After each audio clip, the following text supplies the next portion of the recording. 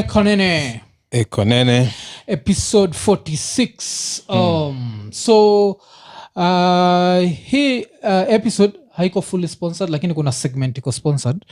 So tabonga jio segment baadaye. Okay. Lakini saizi vitu kadhaa zimekuwa zikihappen kwa news. But nataka tuanze on a lighter note. Sana Ipei Tande alibaki amerelease EP yake mpya. Alafu after a release unasikia Zack saizi anajifanyisha cause ilibidi ni inform Zack. Alafu in the process tukaend up tukiwatch video ya Sana Ipei Tande na Otile Brown. Najua na Zack akilose his mind. Ni video inaitwa ngoma inaitwa Ayana. Kaujai watch hiyo ngoma? Enda umeiwatch jo. Najua chikitu na konda mbaya. Hiyo ni enyewe hizo ndio video una show up kwa set na kihoki stick yani. Wase hajui ni kwa hiyo video kuna place nani inaitwa Otile amelalia tumbo ya nani ya Sana Ipei. Na hiyo kulalia hata si shida. Shida ni vile sasa kulalia alafu kuna vitu anashikashika. Anashikilia ka Thailand. Hapo hivyo yenyewe. Anafaa kuambiwa relax. Alafu kwanza hiyo pia nini? Hiyo outfit ya Sana Ipei. Wacha. Alafu makiero ziko nje. Sana wazee nipigiange simu. Najua una namba yangu lakini wewe ni mtu mkubwa unaweza ipata ukiuliza around utapewa. Cause hiyo nini kuwatch Zaka kiwachio video ilikuwa interesting sana. So vile tu tunasema kauja hiyo watchio hiyo video endo icheki jo. Kuna vile msa amelalia tumbo yo dem alafu yuko karibu na the honey pot yani. Mazee. Yani kama hiyo honey pot ilikuwa ina have a bad day. Msa alikuwa anajua. Anajua. That's how close yuko. Alafu kuna place hiyo movie hivi unaona ni kama ameguza kabub na kichwa. Lakini hao wawili wakiwa pamoja collab zao waga perfect. That's why hii EP nishaisikiza but bado nateta. Ni EP poa but the fact haina collab na Otile. Kwa wawili pamoja inakuwaga magic. Yani inakuwaga some really good stuff. So kama kawaida so ambiaga say wa support anajua like the local industry. So that's a good EP ile iko out there. Another of course Ninjas mbili pia zile zimetoa EP mwaka. Kumekuwa na Nviri na pia umse anaitwa Ben Soul. So masingers wamekuwa ki hold down. Pia umse mwingine pia anaitwa nani umse anajitanga Fancy Fingers. Kwa Sauti Soul. Kuna umse mmoja waga magita sana. Hiyo itwa Polycarp. Polycarp so Polycarp mwenyewe ameamua kutoa like his singing album. Ile na I think nimeona video moja. Mecheki Kamtoi. I think I've seen that. Alafu pia ameduma mavitu mob sana. Kuna vile amedu alidu a feature on fatherhood. I guess juu ya mtoi wake. So budao anatokea hapo. Alafu nacheki brother yake msmall akisema you used to be very strict. Alafu kabudaka ko like yes but you turned out okay. So kuna hiyo. Alafu kuna feature ingine pia ile bado nani Fancy Fingers bado ndiye ameproduce inaitwa How I Met Your Mama. So How I Met Your Mama ile iko watu at least najua ni Wahu na nani na Nameless wanatokea hapo. So apparently Nameless bado alikuwa na date kadem fulani by time walikuwa na meet Wahu. Afu Wahu kabadilisha gava. But what if take hiyo opportunity pia kuenjoy raya yetu. Unajua kuna raya yetu moja ile Wahu alikuwa amekaga kwa nini? Alikuwa ame friend zone.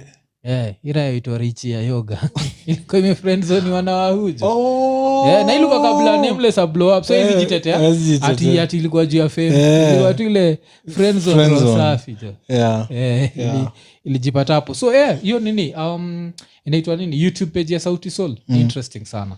Cause nikawa meturn into a whole media. It's more than music. Najua. So kuna music from all these great artists. Najua. Is that the reason why unani ana nini sana saizi? Ubeste yako. Kibe. Kibe amekuwa kigo in on Sauti Soul yani. Do you ever since wame get married sijui amekuwa sisi like yani humse yani at some point ile tulikuwa nasema kuna demo alimshow achane tu na madem anini wasee I did too much early cause mazee vile leo ongejea madem like nigga what's wrong with you, what happened? Like seriously I'm sure akona sisters akona mother if all the women are enemies my nigga Yeah, they're like just Niggas- date dudes, man. yeah, In just- America. yeah, you're in States. Yeah, you can very openly easy. date dudes. Yeah, Yeah. unajua, yeah. Instead of playing with some wet honey pot, you have something hard. You know, as in, Mse apendi madem kabisa, like seriously. hiyo beef unajua sijai understand. Mwambiaga watu sijai understand hii beef ya wase na madem, alafu wase kusema ati madem anapenda pesa. Kuna mimi ingine ilikuwa ati dem kana kutaka hata kuitisha fare, hata dandia lori akikuja kukucheki nacheki. So kaa kuna dem yuko ready to go all out for you. Shida ni wewe, Ni Shida wewe, si dem. eh, Ulicheki juzi ka Japanese yeah. kali renounce nini yake hiyo royal family status yake. Licheki kitu kaa hiyo. Kusema Ndio? goodbye to the royal family. Akaenda wamemove states wanaishi like average, sio? Average, Instead of kuishi kama, so that's like madame out here. Nacheki, so hakuna vile unaweza come kudismiss nini, so sikuwa najua hivyo cause me naweza sema kaa kuna wasena admire saizi ni Sauti Sol cause the fact they are doing more, yani wanakuonyesha like it's more than music, because we live in a whole different world. Nacheki, so kuna hiyo the new sana EP. Alafu pia tukitoka hapo acha tubonge juu ya kumekuwa na a lot of student unrest. Najua na hii student unrest imekuwa inasemekana ni juu watu hiyo wapati break. So nacheki because of COVID gava inatrai kurudisha timetable back to normal. I think wanatrai kurudisha by 2023. So kuna vile wana cram watu hii like this hiyo inaitwa syllabus ama curriculum whatever inapelekwa mbio sana. Na maseko watu nikawa wameanza kufiatuka. Wewe unachukuaje? Like, do you understand why the government is doing that? And is it necessary for school to always start in January? It's not like at this age, at least hizo siku zingine kulikuwa kuna reasons why things were done the way they were done. People were studying under trees. If it rained, you know, it interfered with the whole. Yes. But now we don't, like, we have buildings. Yes. Things have changed. We have technology. People can study from home. Like, there are so many things that can be done differently. Like miufikiri things will change after every 100 years. Yes. Na nikaa tumefikia hiyo kiwango saizi hiyo 100 years yetu, vitu zinafaa kuchange. Hatuwezi kufanya vitu the same way we were doing a couple of years ago. Yes, because education is not changing. That's like everything else has changed except education. People still fucking have books. Yes. Libraries still exist in their form, cause as in they need to exist in another different way. Because there's no bigger library than your phone, the literal phone. So a library for a high school makes sense, but a library for a university, of course it has to be there, because kuna watu wanataka kwenda ku read the physical book in silence, but it's not as important as it was all those years back. And then saizi hata like curriculum ya class 1 inafaa kuchange. Hakuna vile utaenda kufundisha mtu huyu amezaliwa maybe Runda kwanza kumfundisha 1 2 3 4 5 6 at 6 7 years old. Amekuwa kiona hizo vitu maybe anaishi na smart home. So mtu huyu amekuwa kidili na numbers since akiwa mtoi. This is a cup, you can't do that shit anymore. This is a cup, this is your what. No. And then illiteracy the modern times is not the same as illiteracy time ya kitambo. Kitambo you literally had to go to school to learn how to read. Right now I think in Kenya wanasema like very many adults have mobile phones. And out of these adults you'll find mostly in urban areas parents are letting their kids use the phone. So reading wanalan mapema kabisa. So kuna zile aspects lazima zichange. Like I don't know why, like it shouldn't even be a fight, because it makes things easier. First of all, makes things cheaper. We're not cutting down trees as much as we like. Kasa hizi mazeni ka kuna vita ya watu na trees umekuwa ukiona mamiti zinakatwa juu mpaka zile mabuds zilikuwa zinakaga huko juu sasa hizi zimekosa place ya kuishi, ziko tu zinarandaranda mpaka ndio ile maribo stock tulikuwa tunabonga juu yake. Kuna moja imeboeka tao, yani iko tu acha tunitembee, alafu nikaa iligongwa na nini na mse wa boda boda so wing moja imevunjika, so haiwezi fly, haiwezi do any, so inikaa inangoja tu ile time itafika idai. Some sad shit like I don't know what. Anyway, tumekuwa tukispoil vitu sana. Alafu of course one of the things ile ime grab headlines za Thursday kabisa ilikuwa udem anaitwa Lillian Ng'ang'a. Cause Lillian Ng'ang'a alibaki get a lawyer. Na lawyer wake ni Murgo.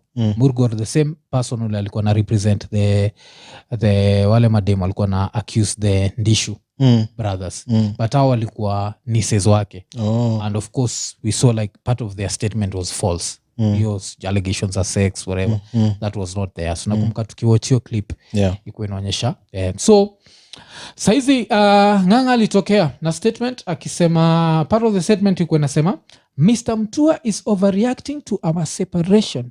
He has demanded that I refund any money he has ever given me. He was a long-term partner, not legally married. So ikikam to Lillian Ng'ang'a, wacha nipatiane views zangu. Views zangu zimekuwa public, lakini let me repeat my views. Alafu tutasikia views zako. Nilisemaga hii kitu kitambo kabisa. Kwa one of the episodes ila nikisema it all comes back. Hili ni swala nyeti sababu linahusu sehemu nyeti. Najua. Na ikikuja kwa mambo ya kuhusu sehemu nyeti ni very simple. This man abandoned his family. This is Mtua.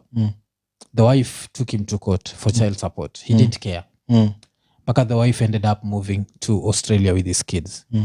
And at this time, the wife was replaced by this girl. Personally, I thought they got married. Kumbe they didn't get married. She was being called the first lady of Machakos, but they were not married. So things were rosy. And when things were rosy, like I think maybe 1 year back, either 2020, I think it was in 2020, they opened a hotel naitwa A&L Hotel. Sawa. And when they separated, she decided she wanted to be happy. And for her to find happiness, she had to leave the governor. And she found a rapper by the name of Juliani. People came out criticizing her. Like, utaendeaje Juliani umeacha governor? Alafu kuna watu wakamtetea wakasema Juliani at some point used to make 20 million shillings a year. So it's not like Juliani is broke. So and money is not everything. Sawa.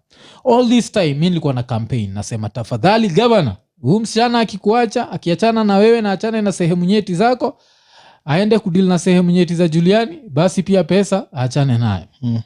Alafu huku nje nakunga Zack majuzi akinitumia ka clip kalikuwa, I think ilikuwa clip ama statement ya nani akisema she still keeps the name A&L Hotel blah blah blah.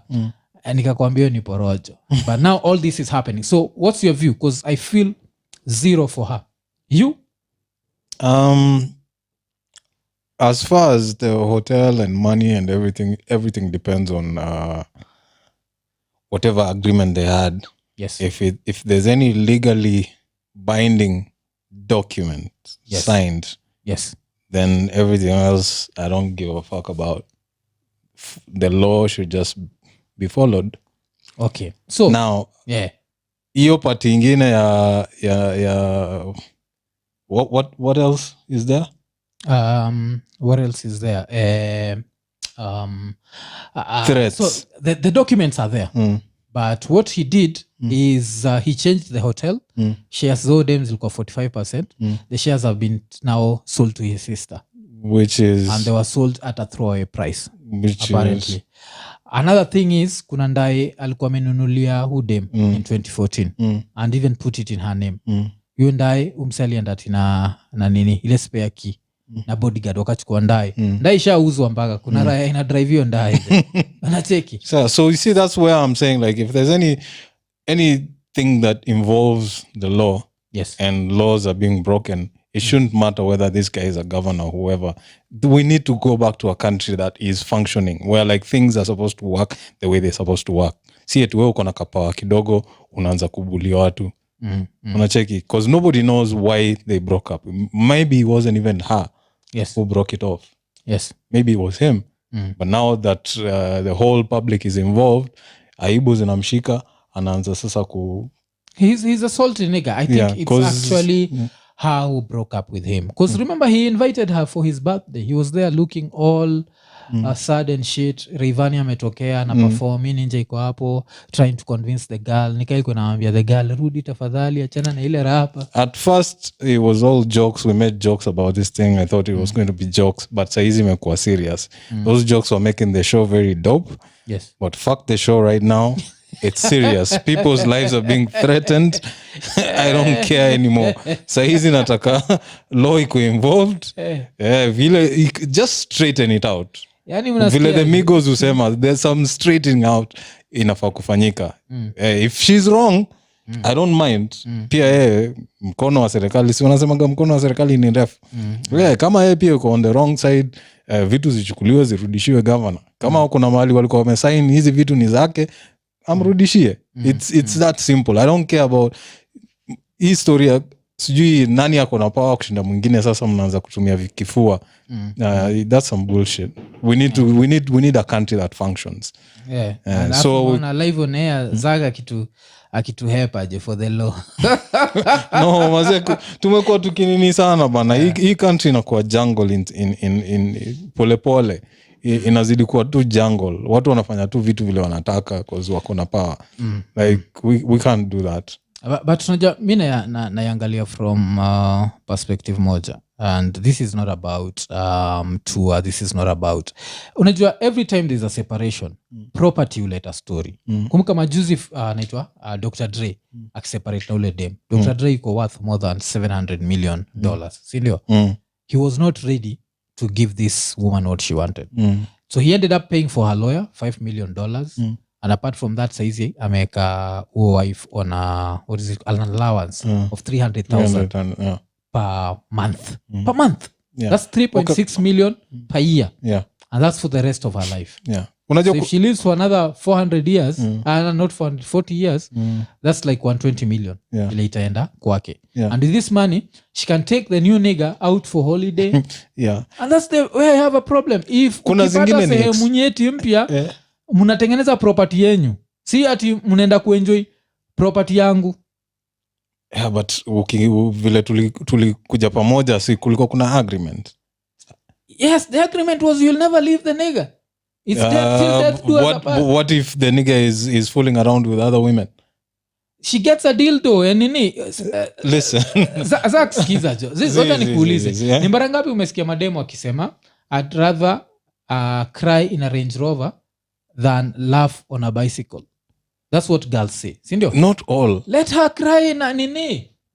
Not all. I see. Zak, wait. Okay, so now put yourself in the governor's shoes. Juliani amekuwa that's the thing. Skiza. Juliani amekuwa kifade. It's always about the nigga. It's always about the new dick. According to me. Yes, it is. Egos are being hurt because of the new dick. Yes. So all this thing ni juu ya sehemu nyeti. Tusijidanganye. All this is because of sex. If that girl right now, today, gets a surgery where her vagina is turned into just for using other things, never pleasure. Itakuwa supportive. Utakuwa hivi na hang out na Juliani. Zimekuwa mabest. Uko like, hey Juliani, wewe ni mwanaume kamili kabisa. Wewe ni nini? Iko hapo na Juliani zina hang out. Okay, the only thing hurting this dude is because the nasty things he did with this girl. Now those nasty things are being done to Juliani. That's why his feelings are hurt. Yeah, but that's part of life. Like Mof, kwani umeachwa mara ngapi? Mimi nimeachwa mara mob. Lakini sijaiweka jina hoteli kwa mtu. No, Mof. No, it's all about property in terms of like everything is in proportion. Yes. Hiyo time haukuwa na hoteli, but niko sure kuna kitu huyo dem alichukua yako ile at that moment ilikuwa ni equivalent ya hoteli kwa huyo msee. Maybe jumper wewe. Unacheki. So it's at that time maybe that's all you had. You get like kila kitu and then you moved on. People need to move the fuck on. Who them ayuko peke. We had like saizi population iko what 8 billion. Out of 8 billion kuna watoi wangapi? Toa watoi. Wanaume wangapi? Toa wanaume. Wamebaki wanawake wangapi? Paka coast kuna madem juzi walikuwa wanalia gava change laws eti wanaume wakubalishwa kwa more than 3 wives juu wakiwa mmoja au wengine tutaenda walikuwa sema sisi wengine tutaenda wapi? Lakini so that means wanawake ni wengi. Just move the fuck on. Mimi ukiniuliza who has not moved on, according to me, it's Lillian. Why? Because she still want property at this other dude. No. Listen, Mwaf, when she met this nigga, she was working. I'm sure she was working. Yes. What do you know what the job she was doing? I don't know. I know it was not enough to own a hotel. No. Fuck hotel.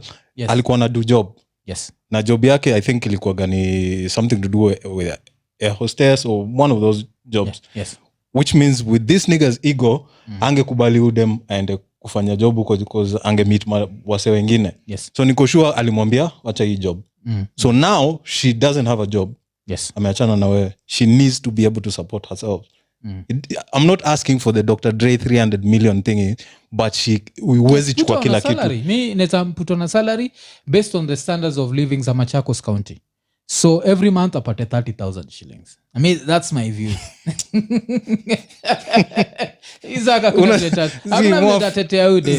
Hakuna vile nitamtetea. The minute this nigga put that name or your name in a hotel is the minute your happiness. Unaonga ile shit ya Chris Rock akisema like when a man gets married to a woman, the man wakes up every morning and asema like let's go make this bitch happy. Sindio? In this relationship, according to me, the governor was the bitch. Because that's why the governor was busy putting names of a girl that he's not married to. So this girl should have woken up every morning and said, let's go make this bitch happy. It's not about me. Unenaga kwa miro nasema it's not about me. It's about the bitch. Let's make the bitch happy. Now the bitch is unhappy. And the bitch wants all his shit back. Now the girl still wants to hang on. Just okay. Go. No, mi hapo hata useme nini jo. Hapa ni mtu shikabol. The minute alipatiwa hoteli, angeweka hiyo kitu doggy style ingine jo. Ashike ball. Sasa hizi tungekuwa namtetea. Mimi kungekuwa na kamtoi. Ningekuwa namtetea. Because the other thing I'm seeing is like as much as this might be hard to prove, yes, but the governor dude is not the governor without this woman. Yeah. You understand? Vile alikuwa na parade around, walikuwa naonyesha hiyo family nini ndio ilifanya watu wengi walikuwa maybe kumvotia ama kufanya nini. So she played a role in him being who the fuck he is. So mki break up, just make it fair for both parties. Don't go to people's houses with I'm sure keys. If she broke up with this, I'll tell you, at the end of the day, it's about ego. If she broke up with this dude, that's where the government comes in. Check your fucking ego. Kept it secret about seeing this new nigga. I think this separation would have been less acrimonious. Ingekuwa less acrimonious. Lakini the fact that immediately she separates with this nigga, like 1 week or 2 weeks later, she's there posting her pictures with Giuliani. This nigga's feelings are hurt. Number one. Number two, she comes out like, oh, I can feel the baby bumps. Baby bumps? Bitch, we were together for over 7 years. I never had no baby bumps. Now you want to take part of the hotel for this new bastard? Fuck that. Listen, we probably got introduced to the new relationship towards the end of when they separate. But I'm sure the separation happened way before that. Yes. It must have happened like way before that. So sisi tunaiona from that point of, alianza kuannounce a few weeks after I'm separate. No, I don't think that's the case. Unless, because that amounts to cheating. If you were together with this nigga and then 2 weeks later we separate you with this nigga, you were cheating. That's what it looks like. And then, have you seen even what she's saying? She's going through emotional and economic abuse. Sijaisikianga financial abuse. Everyone is pulling terms out of their ass. No, like but the thing is, abuse. why the sneaky shit? Like, why if everything is in order according to how the governor is running, why sneak into somebody's house with a spare key and take the car? Why change names behind the scenes? Just do it like vile mlifanya hiyo announcement ya breakup yao. Silikuwa mbele ya gazeti. Ka-announce kwa kila mtu. Then this stuff is being done in some sneaky way. That, to me, that shows me is more to that side that's on some say. Yeah, the dude is hurt. He's hurt. And if you just move the fuck out. Like, how many chicks are lining up right now? Zak, unajua pia unacheza Zak. Nakwambia tu, put yourself in this nigga's shoes for a minute. Najua you want the law to be followed, but put yourself in this nigga's shoes. Zach, you work on your shit. You come from a poor background, yes? Work on your shit. You end up maybe being like around worth maybe $500 million Kenyan shillings. So you get this young bitch. You leave your whole family. You forsake your whole family for this young bitch, yes? And then she leaves you for a poor neg.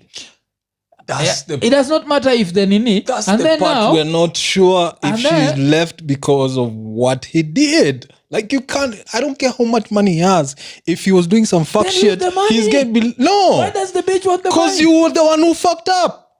You fucked up. You fucked my money. He fucked another bitch. I'm sure that's the reason. No. So if he did some fuck shit, he's going to be left. That's how the fucking universe works. Ukiwa na dem uanze kuenda kando, mpango ya kando na ushikwe, anakuacha. It's simple as that. It doesn't matter how much money you have. Kachina ene muulize, tukipatana na wewe ulikuwa mpango wa kando wangu? Alafu iko ndio. Sasa na mimi pia na yeye pia namuuliza, tukipatana na wewe ulikuwa governor? Acha ujinga, kwendeni huko. Both of them have brought something to the table. When they leave, kila mtu aende na party yake. I'm not asking for the 300 million Dr. Dre settlement. I'm just saying whatever is fair to her. Kaa alikuwa na ndai, hiyo ndai ina benefit nani huyu governor aje. Hiyo ilikuwa petty. Yeah, that's some petty shit. I'm a very petty. If you are petty, I'll be honest. I'm very petty. Yeah. Like and I'll be honest. Saizi nisha marika na mtoi, si ndio? Tukiachana na wife alafu tukueka tunaona hoteli, wife anadeserve a part of that hotel because of mtoi, because there's that legal marriage. These two were not married. She was a girlfriend. Yeah. So her purpose there was great sex, and the minute that the great sex ended, now she's giving that sex to the next nigga. And that's what I'm saying. Like sehemu nyeti ukianza kushare na ule msee pia property mshare huo msee. Wase walishatetea huo msee mkasema huo msee alikuwa anatengeneza 20 million shillings a year at some point. He should be wealthy by now. Let's share his wealth. Let's leave this other dude clean slate. That's what I'm saying. That's what I'm saying. Like I don't think from now ako anaitisha vitu wife ya Dr. Dre alikuwa anaitisha. Anataka 45% of the hotel. That's what she wants. She's even claiming the hotel is with my nickname Ndash. I don't know your statement, Joseph. No, if it was signed, like there's documents saying she owns shares. She owns fucking shares. Mkiachana kama utaki kuna hizo share, buy them back. Because wacha nikwambie kuna kitu kaliandika nikaona like the balls on this one. No, the balls on this one. No, cheki mpaka hata niweza kutupa mbao. Okay, so cheki. Indeed I named the company Ndash after my own high school nickname. Masikio Ndash. Yo Ndash ndio inafanya hata nilikuwa natafuta kwa sababu najua kuna fulani ile iko. Is it on a document somewhere? Okay. Skiza. Both documents have been lodged at the company's registry together, effectively defrauding me of 90% of my shareholding in Dash Enterprises Limited, a company I personally incorporated on 30th of June 2014. Simple. I held 90.9% of the shareholding. Indeed, I named the company Dash after my own high school nickname. That's what I'm saying. Maybe ninaweza come tu hapa niseme my own nickname ilikuwa A&L. That has been my nickname. No, see, that's what I'm saying. African and legit. That's what I'm saying. Like, from now on, the fucking law should take charge of this shit. Yes. So kama alafu cause niko sure hakuenda pale akajisainia Ndash akiwa peke yake, lazima hii ninja ilikuwa hapo. So hii ninja ilikuwa hapo akisaini Ndash. That was happy times. I know. Shit happens. I'm sorry. Shit happens. I've had people break glasses and things in my house. I was hurt. I was bitter, but I knew that's what it comes with the territory, my nigga. Yeah, but vile tulisema ni Iko Nini, so unaona kuna team Ng'ang'a na team tu aje. So and by the way, for me it's as simple as it. Take out the Mtua, take out Lillian, take out Giuliani. Just name them A, B and C. Like I have nothing personal against the people. For me it's a scenario. So this scenario, this is what is happening, this is what is happening, this is what is happening. The law should take charge. hii mambo ya watu Unajua kile zako na kuthink na emotions. Do we live in a country where the law? No, that's what I'm saying. Like, we can't continue that cycle. At some point it has to change. And according to you? Right now sina mtoi. But kuna watu naona watoi wao na future ya watoi wao inaenda kukua mbaya just because tuko kwa hii cycle na tunaona nikaa itawahi change, so we keep it going. So at some point one person has to stand up and say, now, this shit has to change. And now let us cross over to your second country, TZ. If you think this shit is fucked up, that one, this is not fucked up. This is a girlfriend. Now wacha tuende, kuna dem anaitwa Kaylin Jacqueline met some dollar millionaire.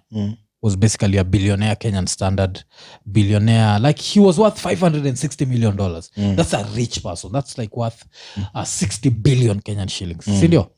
And he became sick and he died. Uni Mengi.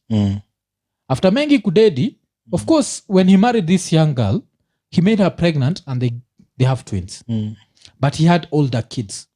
Now the older kids, walienda wakasema ile will buda wali-write. The will had given them a lot of property. But there's some property that was going to the young wife plus the young kids. They went and said the father was mentally unstable. Sindio? What did the court in TZ decide? Yeah, so the court decided that the Mengi was mentally unstable. Now the will is being thrown out of the door. Yeah. Now Mengi aliacha watoi wawili wale might be subjected to poverty. You understand? So that's why nakwambia, if you're talking about the law, because the law in East Africa is just fucked up. It is. That's why I can't pity this girl, because there's a girl going through us. Because she was the legit wife, she had everything, and now she was not the car. Two wrongs don't make a right. Like, ndio here TZ is fucked up, but even this one is fucked up. So here TZ is even like, that's times 10. Because huko I don't know what ufikiria na rasa ama ufikiria na nini, because siko ubaya, but there's no way. Mtoi wangu ni mtoi wangu.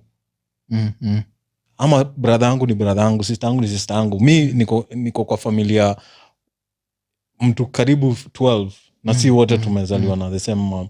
Yes. But those are my brothers. You understand? Yes. So ikifika hii, I don't know, maybe do changanyisha watu wanasahau. I don't understand. Why would you want to see your brother suffer when you have enough?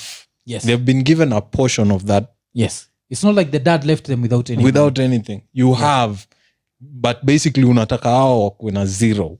Why would you do that? I don't understand. Alafu unajua, another thing is their mother, huo wife wa kwanza wa Mengi, has already passed away. Yes.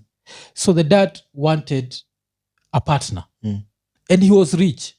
Sex is something that people need. Yeah. Then he gets this young girl who, of course, was doing to him things that your mother didn't do, and you should be proud your mother didn't do that. Hakuna mtu unafaa kuwa pale ati zizi na try kuangalia zizi najua tumeenda trajectory nyingine, lakini we have to look at it that way. Zile vitu udem, she's young. The things she's done for that akamzee ndio mpaka yani kamweke kwa will. Niko sure kaliona vitu zingine kabla kalidedika kamevambika. Pesa ni mzuri.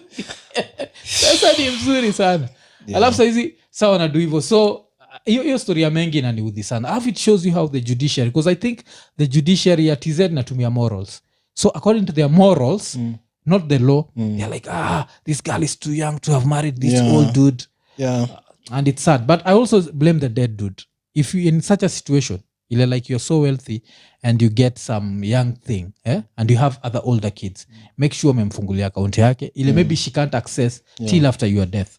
The lawyers wa majuu ndio wanajua, watamdungia wamwambie niaje, you are well taken care of, you have this and this and this, because I don't think she'll win the war in TZ. I would be surprised if those kids grow up in poverty. We are still fucking primitive. We live like we are in like caves. Na hiyo ndio cycle nataka tuibreak, kwa sababu watu wangu jameni, hata wa Tanzania, kuweni tu na akili kidogo tu, ile kidogo tu. Hiyo ni sad sana. Alafu wacha tukamkwa story moja ile nilisikia, I think tulisikia na wewe. Ilikuwa inasemekana kwa Spice FM. story ni juu ya employee wa bank. So ini script ya movie. So kama ujesikia hii story jo, wacha tupatie story. So story ni back in the year, was it 2013? 2013. So in 2013 kuna mse alienda kwa bank kudeposit do. So alikuwa anaenda kudeposit 650,000 shillings. Alafu apparently ile time alikuwa na deposit, akisha kale ka deposit slip, ule dem anapata do ati akafaint, akapata convulsions, akafaint. Alafu so instead of 650,000 ule dem akatype in 6.5 million shillings. Sindio? Yeah. Alafu jampata ma convulsions akaenda hosi. Yeah.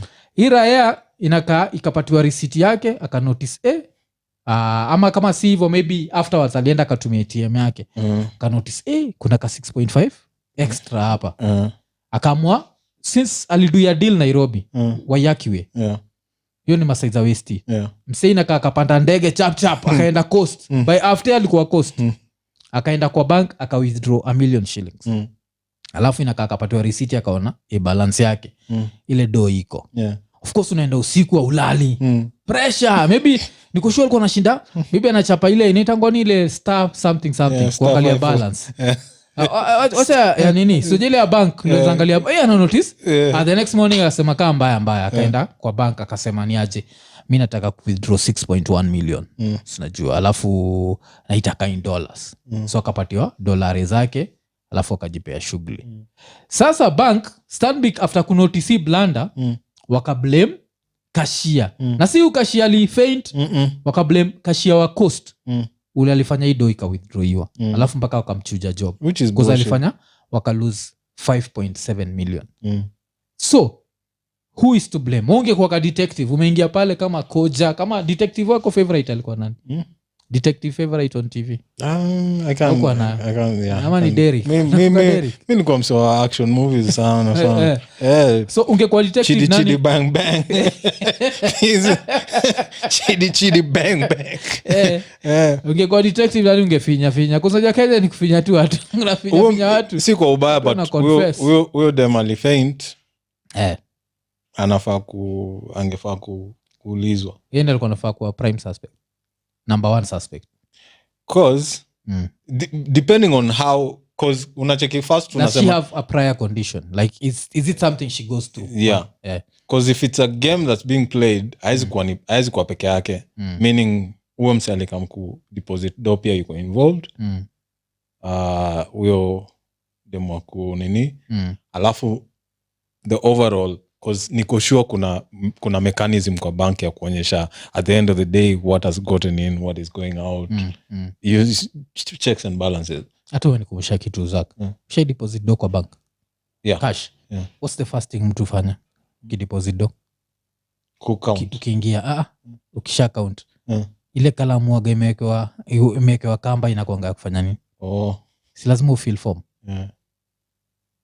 So form alifill form ya 650,000 ama alifill form ya 6.5. That's another thing. Jesus, kuna vitu mobs inafaa kuangaliwa hapo. Where yule wa hiyo side nyingine wa withdraw, yeye hakuwa na sidhani kama alichujwa job. Yeye alichujwa job vibaya cause huyu amekam withdraw do inaonekana iko. Cause huyu alisha punch kwamba hii do iko. Alafu si huyu amepelekwa hosi. So inakaa hii story yote ili happen morning. Ndio iraeze kumove from Nairobi to coast. Lazima ilichukua flight to chapika. So kai story ili happen morning. Alafu ati bank inasema by 2 p.m. wali notice there is an error. Alafu they fixed the error by 5 p.m.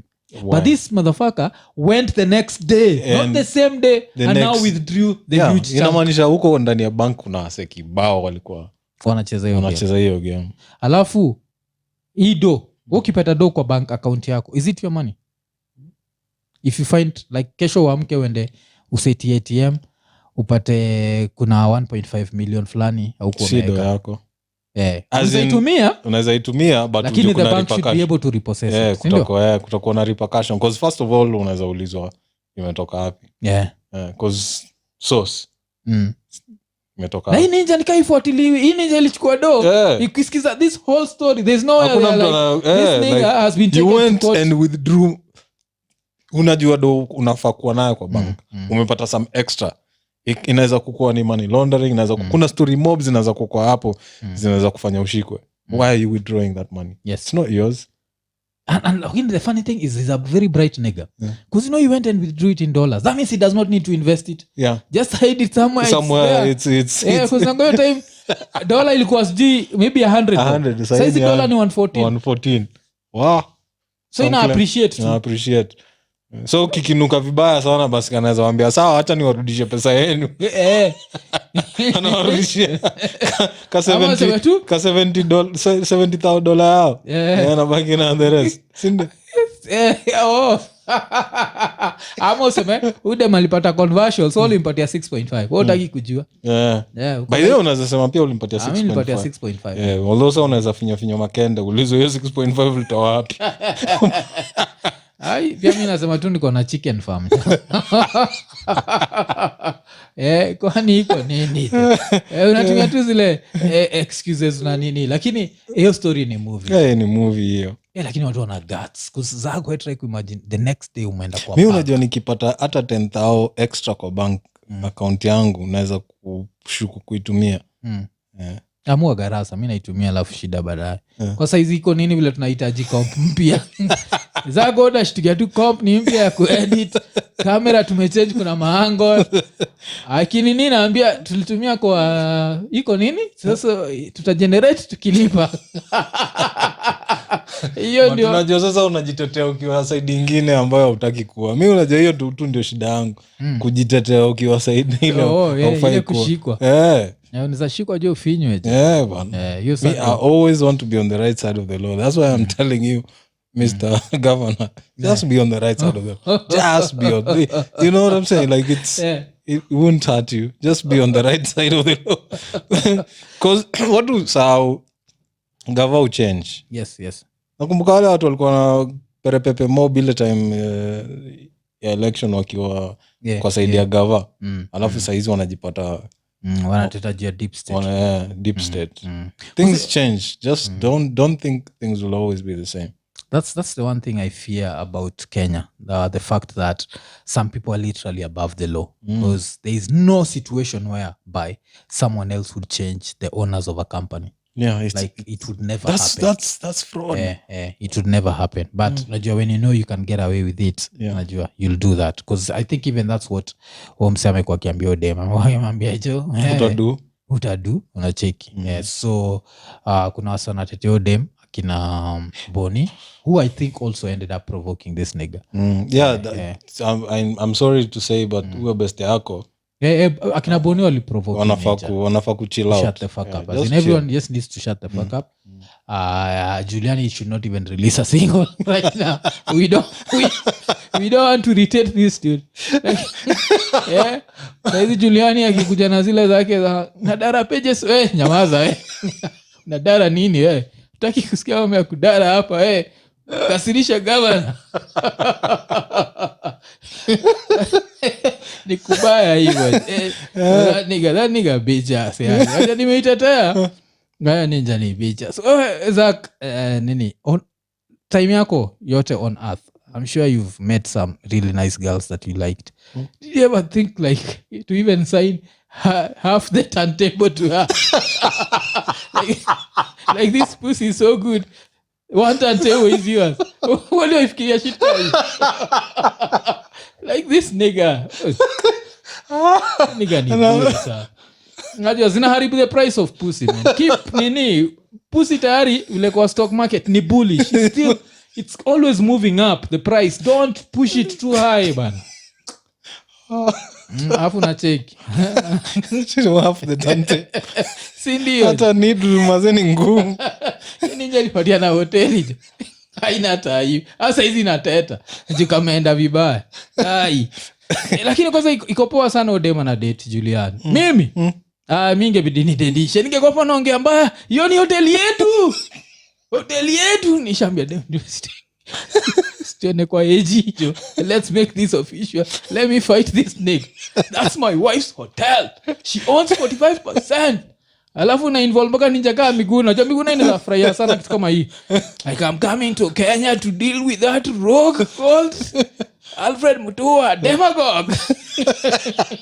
Ai zijo iko poa sana, imepata gospel rap juu nini. Mimi naweza kuwa nimeitisha press conference niko wanataka kuniua, alafu fiti wa iraya inikuwa kuna time unacheki ile time Lilia on TV ati imekuwa threatened na Ruto, mpaka Ruto alikuwa anacheka kuna lia kama bitch.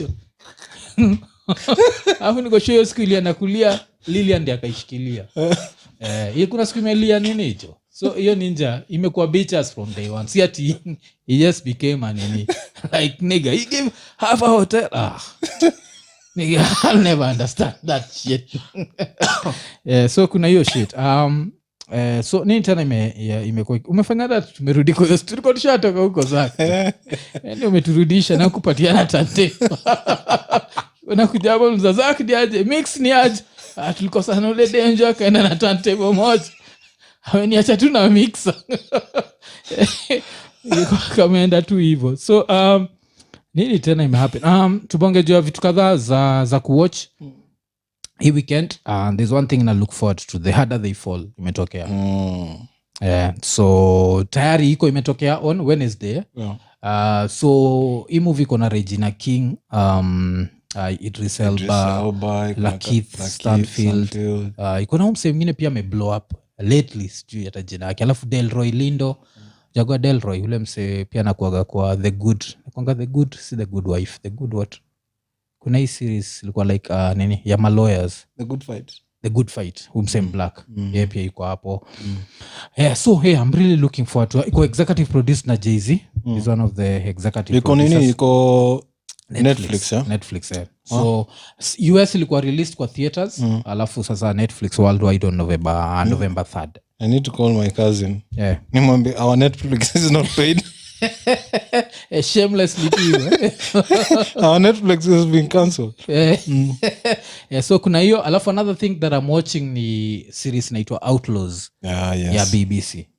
Wow, hiyo inanibamba yani.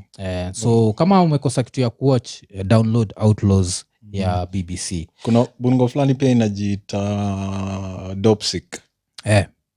Dopesick sijaiwatch. Dopesick. Na ni historia ile opioid epidemic. Nafikiri nimekuwa nikiona nini. Kulikuwa kuna hiyo nika documentary sasa wame decide to make like a series. Iko Hulu. It's a Hulu original. I think tukayo. Hiyo nitabaki nimeiwatch. Alafu vile tulisema one of the segments iko sponsored. So this last segment iko sponsored na Steven Stepanek akiwa Masai za Oslo. Because there is no way we don't also get love from Oslo. So wacha tubonge juu ya hii raya Eric Omondi. Tulibonga juu Eric Omondi kwa show ya Wednesday. So let's start with apologizing. We thought the pregnancy was real. The pregnancy was not real. Ilikuwa fake. Ilikuwa a publicity stunt. That's number one. What's wrong with this guy? Alafu aliweka photo fulani ile Zach, I hope so. Midlife crisis. I hope midlife crisis haitakupusha hapo jo. Uliona hiyo photo? Au unajonga hii photo ya siku hizi ya we are pregnant. So ira ya ilikuwa hapo nikaa imevaa ngodha. Alafu dem pia amevaa ngodha yake, alafu imeshikilia tumbo ya dem juu saa dem yuko naked. Hizo ni mavitu watu wanaduski. So Zach, I hope sitakupata ukisema we are pregnant umechukua photo kaa hiyo. So in the process after hii story yote dem anaitwa nani Maribe akabaki amecomment because msa aliandika like we met 5 months ago, then this happened and I'm going to take full responsibility blah blah blah. Kumbuka it's a publicity stunt, so I don't know what they were publicizing. Then akadem kanaitwa Maribe kaka comment Jackie Maribe kaka comment vile ati 7 years of responsibility ile kuonyesha they have a 7-year-old son and according to her Eric Omondi amekuwa a deadbeat dad. So after that happened, this nigga wrote a whole statement. And in the statement he said akapatiana details atufai kujua. So they met when SJ alikuwa na Radio Jambo, no dem pia alikuwa Radio Africa. And then there's a day kulikuwa na staff party, they both got drunk and then they fucked. And when they fucked, they used the condom. Then like 4 weeks later dem anamwambia iko na ball. Alafu dem akanyamaza. Then after kuzaa like maybe 4 months after kuzaa kamwambia like you are a father. But hii ninja inasema we fucked with a condom, but we not only fucked with a condom, this nigga decided to drop names. Ika drop name ya ninja inaitwa Samogina. Nikasema hiyo time ulikuwa time ya Samogina je. Samogina haikungoja statement ikauke. Because I was married to my wife. I was happily married. Atiki bila so ingiza kwa beef zingine. You're just there minding your own business. Just chilling, unajua, just enjoying the weather in Nairobi. Curfew imeisha. Ninja hiyo andika statement yenye kudrag kwa hiyo state. Wange kwa Sam ungechukaje hii story? Kabla hata tubonge Jodem. Kwa Samogina and it's true maybe. So first of all we have to think like at that time vile anasema ni kweli nilikuwa married na aka kama Rebecca alikuwa nika side chick. Inaka maybe kitu kama hiyo. Because umsa alisema I was happily married to my wife Then that's the story we keep. Yeah. Hiyo ndio story na keep siko ubaya. I never had sex with that woman. Yeah, I never had sex with that woman. Yeah. I never had sexual relations with that woman. Lakini aje kitu inanifurahisha ni raha inaitwa Samogina. Ushesikia jina? Yeah, it's on their familiar. But if you met this nigga in the street, would you know him? No. And that's the funny thing about this nigga. It's like one of those most famous niggas that are not also famous. Unapata tu na hayo uko like nishakuona wapi wewe. Alafu najua ina take offense because it has you more watch news. Yeah. So kuna kuaga na hiyo ninja inaitwa Samogina. So ilibaki imekatika sana. Afa hata ikanikumbusha story. Mimi najua niko blocked na ude anaitwa Linda Ogutu. Waje hivyo? Linda Ogutu ni unamjua aka presenter fulani ugana rasa big. Kalini block higi cause back in the days vile tulifanyaga tensia ndani. Mina ilizo raya za Kisumu. So nilikuwa na hii line moja nilikuwa nasema meet na ka Orutu Iberna Kalinda Ogutu. Yani you are sweet to me like the Orutu. You are beautiful to me like Linda Ogutu. Alafu that song spread. A few people played it around. So I think kuna vile Ferdinand Omondi alibaki amei retweet. Alafu vile ali retweet mwa garasa nikabaki nimekuot hiyo lyric alafu nini hakadem nikakalicheza alafu akasema like fuck this shit akani block. So kuna hiyo shit ili happen. But now let's come back to this nigga. Inaitwa Eric Omondi. So Eric anasema he can't prove that this is his kid. And he's been asking for a DNA test. Udem amekataa. So after Eric aseme hivi, there's another nigga mwaga based nayo Facebook. Some nigga called Bobo Year. Ile nichekesha sana. Because Bob alikuwa anasema like Eric ache kudanganya watu that there's nothing as easy as getting DNA from a kid. First of all anasema the early days of a kid, saliva oozing. Ajua like this DNA just kuta tuna cup tu hata sisi una cup unajaza dema na shini unajaza saliva uko like have you not had that saliva of a kid is cleansing, it helps the skin. Just pull some shit new shit niko sure kwa internet hawezi kosa kitu kama hiyo. So there is that one way, but anasema even if that has gone, is play with a little bastard. Come to pale uko baba acha tucheze cops and robbers. Alafu yeye ndio suspect unamswap. Unachukua evidence. So Zach, ukiwa in such a situation and you need the DNA ya mtu huyu unaweza do nini? Because you need to prove if it's his, if it's the kid is yours. The kid is 7 years old. Two things. Yes. If I've had a relationship with this kid for 7 years, this nigga has not had any relationship with the kid. They've not been together. Yeah, and then we are getting a DNA test. Yeah. But if we are, alafu baadaye ujoniambia kukuja kutokea story maybe anaweza kuwa mtu wa mse fulani, tayari niko attached kwa huyu mtu hii. Asioni vile DNA test inaweza change how I feel about the kid. Until the kid gets old enough to tell you, my dad, no? That's fine. Your time ikifika when he's old enough to move around on his own. Yeah, but when you're still under my protection, I will protect. Because me DNA ya mtu hii pia mi siwezi shindwa. Mi kwa sasa ni take to the next level. Hii ninja ni tu Eric Omondi. Alafu kuna Jackie Maribe. So neza mwambia like unajua wasapere, I hope amefollow your law. But wasapere mostly who get circumcised wakiwa around 14 hapo. After 13. That's so mimi najua naweza kuwa hapo tu siku moja na have a discussion na mtoi hiyo Maribe akiwa like unajua anaambia Maribe unajua mtoto anaweza kuwa nakosewa heshima. Hata yeye sema yeye si mwanaume kamili kwa sababu yuko na ingozi nne yake. So acha tumpeleke circumcision. Akienda circumcision aka foreskin ndio anapeleka DNA test. Na show up na foreskin jo kasema niambie kama hii ngozi ine imetoka kwa hakuna vile jo I'm raising another nigga's kid essentially hiyo oje yao ni tricky juu she was dating this Samogina dude allegedly and date fucking this nigga so there's a very high probability the one she was fucking more frequently was raw and you know like right now financially I think Omondi is doing better than Ogina because kuna ile Akothee alikuwa anasema like women choose the fathers of their kids yes that's okay but don't choose me no uko like no staki kuwa baba ya mtu